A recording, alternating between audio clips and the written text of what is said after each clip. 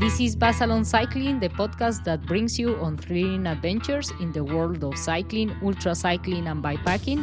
I'm your host, Sherry. Today's episode is brought to you by Buzzalong Coffee. Check out the best coffee in the link in the description and bio. Can you train for an ultracycling race? If so, how you plan your training so you can maximize your potential? To reveal all secrets in how to get faster for longer is my coach, Lukas Löer, CEO of Science.CC. Welcome to the show, Lukas. Thank you very much. You told my name quite right. It was perfect. It was perfect. Thank you. I've been practicing my German. It was very good. Yeah. Great to have you in the show. But I wanted to ask you, we've been doing some training in the last few months in preparation for some of my toughest races. But can you tell us a bit about yourself and how did you started coaching athletes and what is your approach? Sure. Yeah, I am, like I said, the CEO of Science. So, and the founder of Science. We are a community brand where we are trying to educate people in sport endurance topics. So I start at the university in Cologne in studying sports science, and then we start the brand and are very. I'm in Germany quite popular and on YouTube and podcast stuff with all the topics, especially in preparation for some events like your own road race, like ultra racing, like mountain bike racing, like gravel racing, all this stuff, how to train, how to adapt your body to perform as good as possible.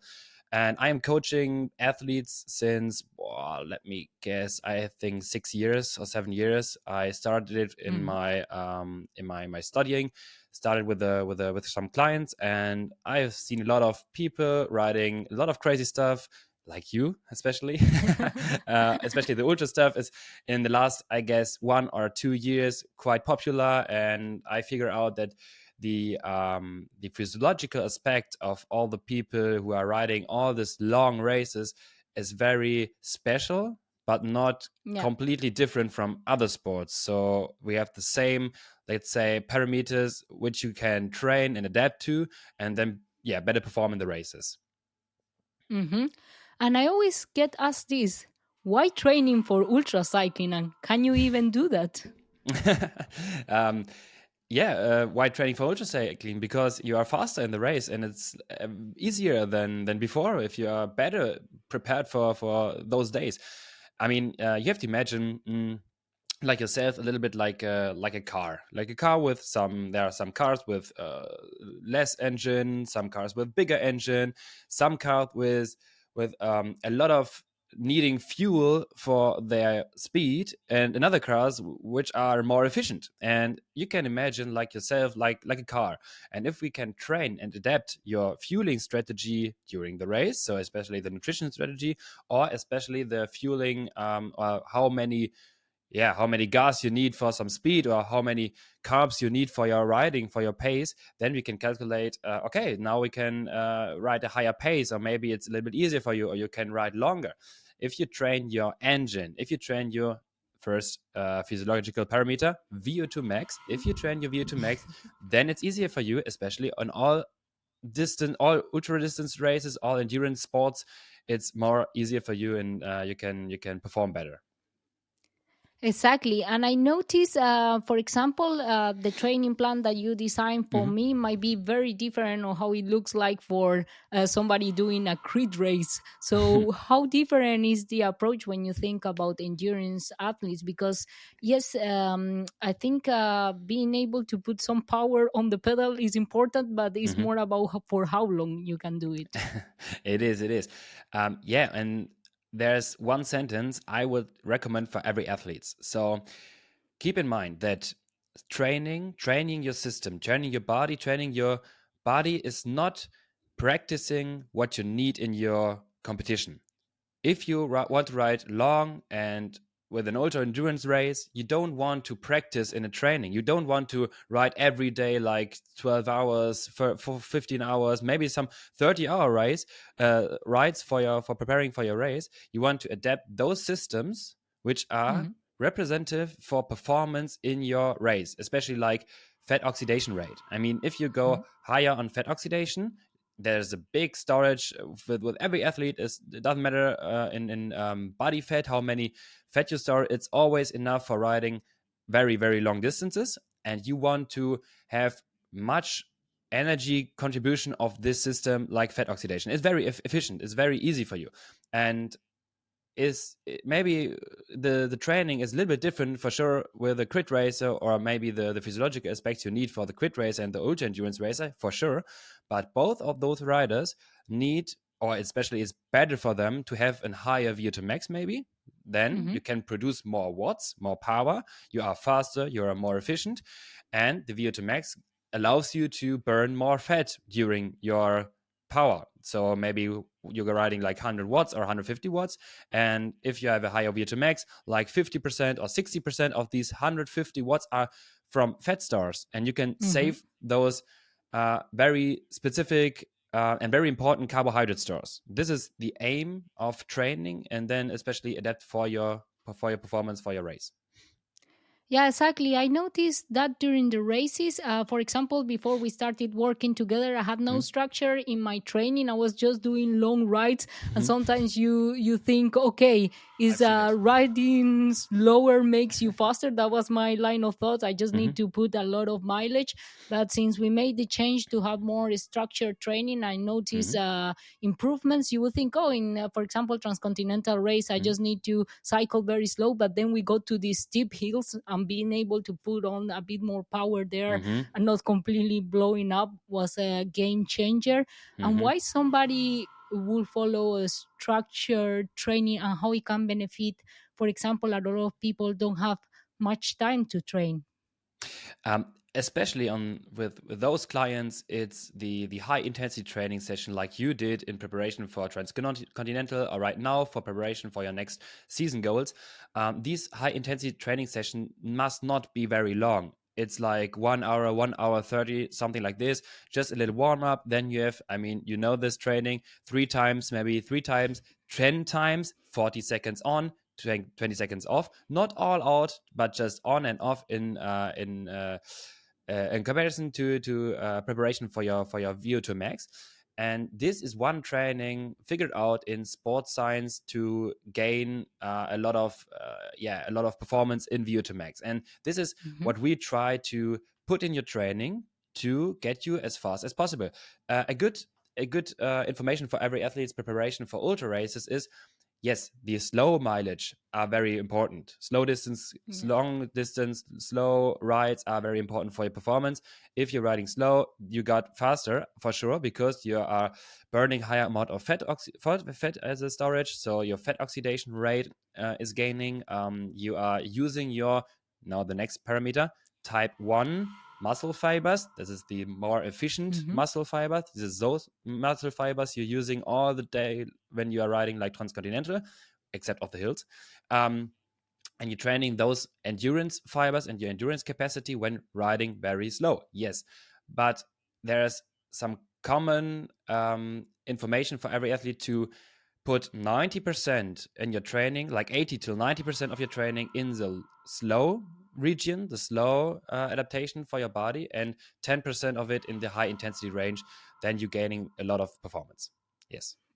Exactly. I got a lot of people asking me about the training plan I follow, and we created one together that now is available. If Hmm. people want to check it out, I leave it in the show notes. But can you tell us a bit what's the structure and what people can find in the training plan? Is there some intensity, Hmm. zone two? What is the approach? Yes, we have, especially for every athlete who is not such into this training plan game, we start with a base plan. I create for you two training plans. The first of all is a 12-week base training plan. This is not especially ultra endurance race specific. It is just to gain performance in your body. So we have a different, for every athlete we have different package possibilities. So like if you want to go like 6 hours per week or 10 hours per week or maybe 14 hours training per week. I mean, not everyone is able to do Hmm. 14 hours per week training, of course.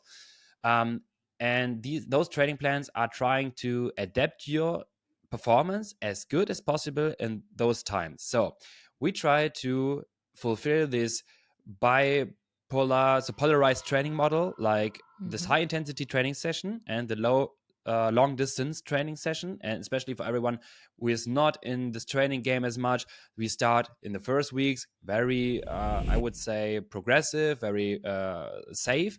So we start, Hmm. I have to look, we start maybe in the first weekend, like going on the Friday like 1 hour ride, then Saturday 2.5 hours, Sunday like 2.5 hours and 3 hours. And the specific long distance training sessions are in the second plan. So after the 12 weeks of base training, then we switch into the 8 weeks preparation of ultra racing. These are the last 8 weeks till your event. So you can imagine, if you have some ultra race distance events, you can plan these training plan 8 weeks before your start. As this is the Hmm. last week of the training plan, is the last week of your preparation phase, and then jump into the race. And then we are Hmm. trying to adapt your body more into this long distance rides, and adapt into the preparation sessions, to learn from yourself, to learn from your body how many calories you burn, which pace you can go for the event, and yeah, try to do the training as good as possible. Yeah, exactly. What I experienced to have these structured workouts forced me to do things I wouldn't do. I would never have thought about doing 40 Thank you. 20s. Is like definitely not Biggest something I would have compliment. done. It's the biggest compliment for me as a coach. Thank you. Yeah, I think that's why that's a game changer. And a lot of people tell me, but you don't need to do intensity for ultra cycling. And then I learned, after seeing the gains, everything I learned and Mm-hmm. what I gained during the last races is like, yeah, it does make a Mm-hmm. difference, because as I said, you have these steep short climbs in some of the races, especially off road also is more intense. So if Mm-hmm. you want to go up a hill, you really have to push. There's no other Yes. ways, you cannot go slow. So having done all of these kind of simulations during Mm-hmm. training really helped me. I remember going up the Stelvio with the switches, and it Mm-hmm. was I was telling myself, it's like it's like 40 20s, On 40 off, on minutes off. on that of yeah. Yeah. I even I remember somebody asked me during the TCR podcast, it's like, how you feeling? I'm like, I'm doing an interval session. Yeah, it is. It's quite common. Yeah, I remember last year in 2022, it was that we have a preparation for Sebastian Breuer, also ultra racer, Hmm. in preparation for Badlands, and those this year Yeah. he won Badlands in preparation for this event. We really go very often, very hard in those 40-20 sessions. There was a specific Hmm. goal we have to aim, so it was like getting him more efficient, especially also in those parts where he riding like very slow. If even if you Yeah. go for 40-20s, it's not always to gain your performance on the hill, it's especially to gain performance in the slow pace, so your fat oxidation is burning. And he said, are you crazy? Are you just kidding me? Those 40-20 was so often. I was like, Sebastian, really, it's hurt myself too, but you have to go through it. You have to go through this training program, please. I've told him, if you are in the desert of Badlands, you will remember and you will thank me on that day. And he told me, Yeah. yes, it was working, and he thanked me in that desert. I don't know, 50 degrees Celsius on that day, and was like, now the training pays off, and I feel quite good. Yeah, it was working. Yeah, I think a lot of ultra cyclists that are going more competitive also are Mm, starting to work with coaches, and they also, for example, talking mm, with Christoph Strasser, he told me, "Oh, yeah, now I do much more intensity than 10 years ago." yeah. So it's definitely changing, and then you see the effects. And for example, when you use this training program, I have it on Trainingpeaks. Hmm. So it's a program that also is really good if you want to check your training stress score, TSS. So normally a lot of the workouts has the training stress score, and I Mm, normally synchronize it then with Swift or on my road bike. mm, So that's also very interesting to keep track of your progress, right? hmm. Yes, for sure. Training Peaks helps every athlete to fulfill his training plan. I mean, it's quite. It's we are in now in some modern days where we not have to share Excel sheets and sometimes overwrite Yeah. Excel sheets, and now the trainer was like, hey, do you write this, I plan for you this, and it was like, hey, did you do the training or not? So the Trainingpeaks program is like a hub for every athlete, like a calendar for training. And with Yeah. Trainingpeaks, we have the possibilities, like you have an athlete's account, I have a coaching account. I can see your training, adapt your training, analyze your training for sure, and it helps to plan the training for the next week. So for you as a client of those training plans, you have a structured Hmm. training plan for the next weeks. It's quite important that you keep an eye on your, for sure, you told TSS, yes, and FTP. FTP is like your Hmm. threshold power, something like you can push for like 40 or 60 minutes constant riding. The maximum power you can push for 60 minutes is the definition, but we try to search for the maximum threshold power. It's like 40, 60 minutes effort. And it is important because for the training intensities, we need to calculate how much percent of your FTP, especially, Hmm. you try to fix to aim for a structured training like sweet spot training, 3 times 10 minutes. Sweet spot is like under threshold, or maybe VO2 max high intensity training, it's above your threshold, like 4 times 8 minutes above your threshold. And if you Yeah. don't know your threshold power, or even if you don't know quite in the range of, it was okay if you have in remind like 10, 15, 20 watts, something there. If it's 200 watts, 220, 250 watts, something in between, it's quite good to know. Because if you're doing like intervals on 230 watts, we need to know if it's for you intensity, or is it quite possible to manage. So this is important for your training plan. If you told TSS, yes, it's a marker of quantification of training load, you can say. Hmm. So the more you train, the more TSS you gain, and especially for intensity, it combines your individual performance and Hmm. the rides you did. And Mm. yeah, for sure, everyone is like comparing TSS scores, especially in races. Look at my Badlands, look at my Transcontinental, how Yeah. many TSS I gain. It was Yeah. quite crazy. It is crazy for sure. But I want to say that your body is not adapting in just one number like TSS or kilojoules. It's Hmm. especially like, this is why we do 40-20 intervals. It's how you perform, how are you gaining your watts. If it's high intensity, it's some Hmm. different in your body than low intensity rides. And if you compare the TSS, sometimes like a 3 hours low intensity ride is maybe like 100 TSS, and one Yeah. hour 30 of 40-20 intervals is also 100 TSS, but it's not the same in your body. And you would say, yeah, no, it's not feeling the same. So TSS is a quite good number to know for sure. But especially when looking on intensities, it's more important that we try to like shoot the training on your body system, that the body adapts to this training and getting more performance. Yeah.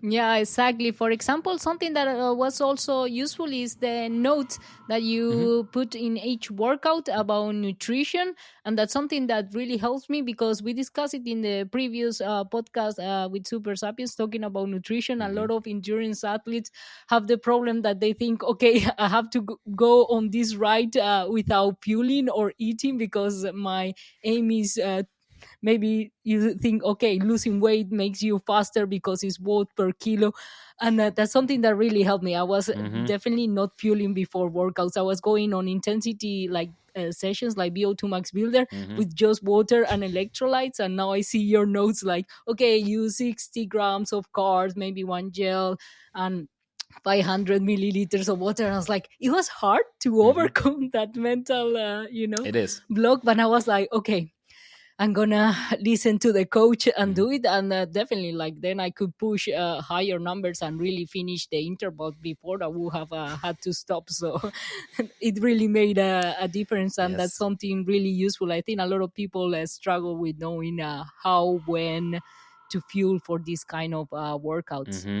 Yes, it's the biggest achievement in, I would say, our YouTube content and all the stuff we did the last 3 years.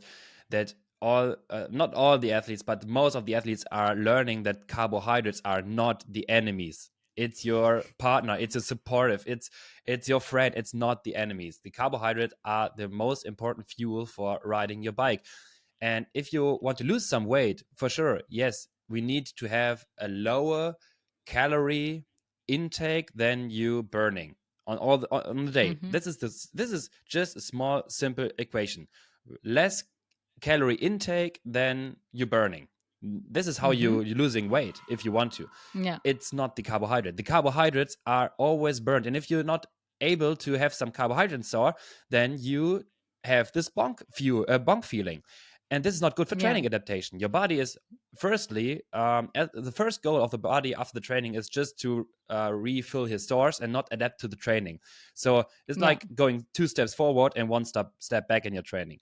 Try to not getting empty. Try to not bonk in your training. This is so important. And if you do so, you're gaining much more performance in your training. So, like you said, like 60 grams per hour of carbohydrate, quite good recommendation of us.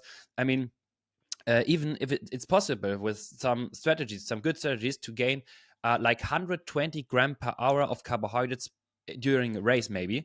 And if you calculate how many carbs, how many energy this is, you can push like 50 watts more in your training rides, 50 watts more in your endurance rides. And this is the reason why some riders are not losing their power after 20 hours of racing sometimes.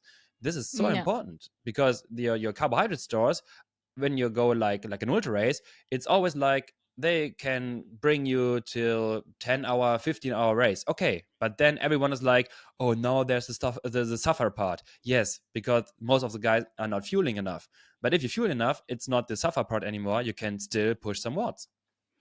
Yeah, exactly. I learned that. I was Mm-hmm. always thinking, okay, I'm gonna do some cycling or ultra cycling to keep down my weight, to lose weight. And then I was like, well, and then I was stopping myself after the ride because I didn't eat during the ride. Mm-hmm. And then the recovery was not as good. I really feel it. I couldn't perform. And in ultra cycling, for example, you underestimate how much calories you burn. So even if you don't want, you end up losing like 3 kilos after a long ultra race. And then Mm-hmm. if it's too much, if you don't feel enough, then you can get injured, recovery, or you might not even finish the race. So Yeah. that's a game changer. Yeah. But one thing I always get questions about is fasted training. So we Mm-hmm. included some fasted training sessions in my routine. But how this can Mm-hmm. benefit you for example, ultra races? Because in ultra races you have these scenarios that sometimes you are riding fasted, so Mm-hmm. it's a bit You like have in to. the workout. Yeah. Yeah. Yeah, for sure. There are more aspects than one. So first of all, for a definition, fasted rides are like in the morning without any breakfast. And if you want to, you can Hmm. go for a coffee and then jump on your bike and just ride 1 hour very slow, and that's it. Fasted does not mean empty carbohydrate storage. So if you are doing a carbohydrate rich meal in the evening before, on the day before, you have some carbohydrates in your storage. This is the best Hmm. scenario. Then you jump into the training in the next day and have the fasted, so no breakfast in the morning, and riding like 1 hour, 1 hour 30. That's it. I would recommend not riding more than 1 hour 30, because then the carbohydrate stores are depleting too much and you get risk to bonk again. And Hmm. if you are riding fasted, it's quite good for your fat oxidation rate.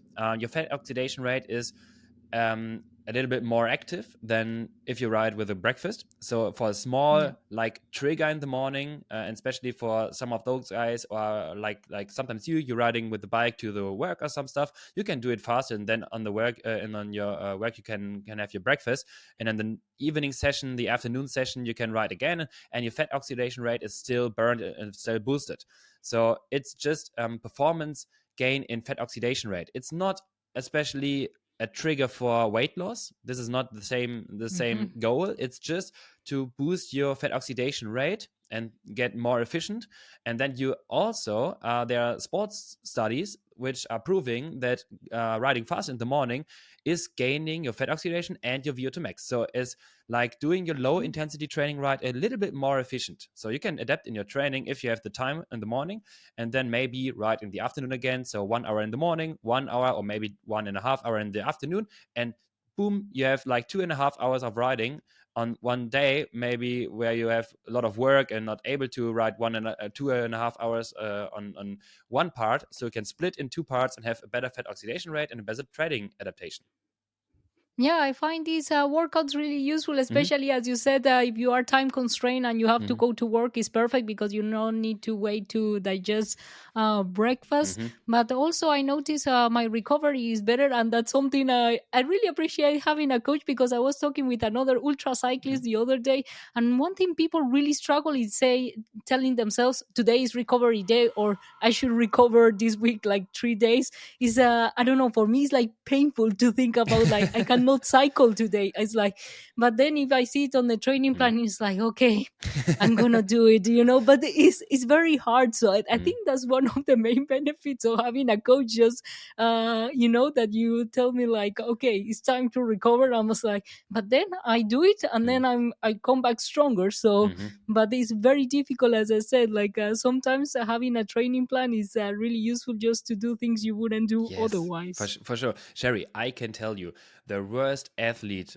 maybe in this world, I would go that far, is me. Because when I have not a training plan, I do just like what I'm feeling today. I was like, oh, I have sore legs, so I do a low intensity ride today. And then there's the day where I have good legs, and I was like, okay, now I'm going for a high intensity training session without any goal in watts, so I get as fast as possible, as hard as possible. I know it better, for sure.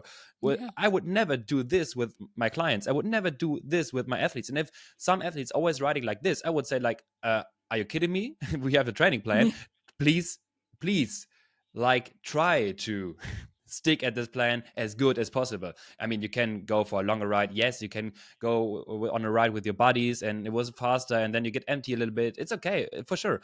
But try to keep the plan as good as possible. And right now, the last weeks, I was talking with another coach of our team, and we have a structured training plan for myself, that I just stick to this plan. That I just have the task Yeah. today is hit high intensity training. Tomorrow is low Yeah. intensity training. Nothing else. You just do what this is telling you, and this is the most Yeah. helpful thing for especially most of the clients and the athletes, which are also trying to prepare themselves for with the online training plan for the ultra endurance event. So this is a 12-week plus 8 weeks, so 20 weeks in total of training plan Hmm. for your next ultra event. And if you do like this, there's a very high possibility that you have a very good ultra race on that day. Exactly. So people ask me, when should I start the training plan, and what comes after I finish Hmm? my event? Oh, this is a hard question. Um, yeah, it depends on what is coming next. If you have maybe 4 weeks later the next event, you have you need to try to recover as fast as possible after the race. So you can maybe finish the race and then jump back home, and then you start immediately the recovery phase, because not Hmm. going for training rides anymore too long. You can go for 1 hour, 1.5 hour, and have rest days in your training plan that week, because the maybe in 4 weeks you have not enough time to keep riding like 1 week, 2 weeks, and then going, oh, I'm very tired, but now it's 2 weeks before the next race again, and now I need to recover. There's no time anymore. So I would Hmm. recommend for every athlete finishing or even not finishing an ultra distance event, try to recover as fast as possible, that you can jump into the preparation for the next event, or maybe the training for the next event, and then depends on what you're planning for your next race. Maybe you can have some shorter preparation phase. Like I told you, we have the training plan with 8 weeks. You can Yeah. take the last 4 weeks, maybe if you have in 4 weeks the next race, and prepare for the next race. Or even if you have longer distances to race, you can try to put some VO2 max booster intervals again in your training plan, that you in a phase where you know, okay, I can do my training the next 3 weeks without the disturbance that I need to prepare for an event. So I can just Yeah. stick to my training plan, like now in winter. It's the best phase for training plans because Yeah. there's no events such maybe some community rides. Okay, but you have no races, so you can just Yeah. concentrate on your performance and just gaining performance, and then in the preparation phase for the next event. Yeah, exactly. I think, yeah, really preparing for the event, it really helps you also like to know that you've done before these kind of things during training. Hmm. Yeah, yeah. Yeah, so if you want to check it out, the link to the training plan is in the description. Lucas, and what is next for you? I heard you did an ultra race, right? I tried to. It was a try. Yeah. I was riding for a few years ago. Especially I had to say I was riding from the Stuttgart, from a town in Germany, to the Stelvio. It was like 400 kilometers Mm, with 7,500 meters of elevation in one ride. It was like 20 hours. It was quite good. Was working very well, and yeah, I had um, this little race and the project for myself to prepare myself for my first really ultra distance race. And I would say it was not quite good for me. I crashed 2 times in the night. This is also oh no. yeah, this is also some parts you can adapt in your training. I mean, if you know you're going through the night with a gravel bike, maybe my race was in the French Alps, so it was Yeah. up and down, up and down. I didn't see anything. My light was good for sure, but I didn't see anything. It was like too rough and rocky. And then I was crashing the first time, crashing the second time, and Oh no. I was not sure if I should finish this race because my knee was bleeding too much, my elbow was bleeding too much. After my decision on the next day, I saw that my bike was also broken, so it was quite good that I Oh not no. was riding. But I need to, Oh wow. yeah, but I need to get to the first checkpoint that someone picked me up because it was somewhere in the nowhere of Monaco, behind Monaco, the city, and at Yeah. the Col d'Azur. I know from the famous Col d'Azur from Paris Nice and Tour de France races. Yeah. But for me, it was like the rough gravel part, and was like lying on the ground, watching through the night into the stars, 2 a.m. in the night, and was thinking, Oh no. what the hell? How I do became like being here on that day in this moment, how my life choices bring me here and that spot. And then I need to go like 4 hours still with my broken bike, with my not broken elbow, but bleeding elbow, to the first checkpoint Yeah. and finish the race. And then I said, no way, it's too much, this is too long for me, it's too tough, I don't want this anymore, this is too much. I'm a crit racer and a road racer, and Yeah. for the fast stuff, especially in gravel, the world series, like world championships, something like this, is like 100 Mm-hmm. kilometers of racing, not Yeah. 1000 or 500. And I was like, no, it's too much for me. But on the next day, I can tell you, Sherry, I was so frustrated that I do not know if I was able to get this stuff. So Yeah. I hate myself for the decision, but I try to do it again because I just want to figure out if I'm able to do this. So yeah, this was Yeah. part of a race, but now I'm addicted. Yes, I think that's ultra racing, right? Hmm. It's like also life. You never know what can happen Yes. in a race. They could be like horrendous conditions. The people in front of you had a perfect sunny weather, and then you have a Yeah. storm and things like that. There's so many things that are unpredictable. So that's why Yes. it's good to have some preparation in certain areas. So when you have to face these things that you cannot predict, you are better prepared. Let's Hmm. say so. One thing less to worry about. Great. Hmm. So if you want to check out the Buzzalong training plan, I'll leave it in the show notes and description. And if you have any questions, hit me up on Instagram or YouTube, and where people can find your podcasts or your videos. I think they are quite interesting if they want to dive more into training and performance. Yeah, for sure. Especially on YouTube, on science.cc. I have to say it's now in German. Till yet, we plan in the future to do on English for sure. But now I've checked it. It's quite good with the subtitles. It works very good nowadays. So you can try to learn with the subtitles, all about stuff like how your body get better, how you have to prepare for ultra racing, what is VO2 max, what is a high VO2 max, how to adapt your VO2 max, what is a high intensity training session, what is fat oxidation rate, all this stuff we're trying to explain. And especially in the it's the same name, the science.cc for podcasts on Spotify or some other platforms, and especially also on Instagram. So if you want to check up, please check up and give some subscription for us. Yeah. Don't forget to check out the Buzzalong training plan in the show notes and description. And if you're listening on Apple Podcasts and Spotify, rate the show and leave a comment. And on YouTube, subscribe and leave your questions in the comments below. Until the next episode.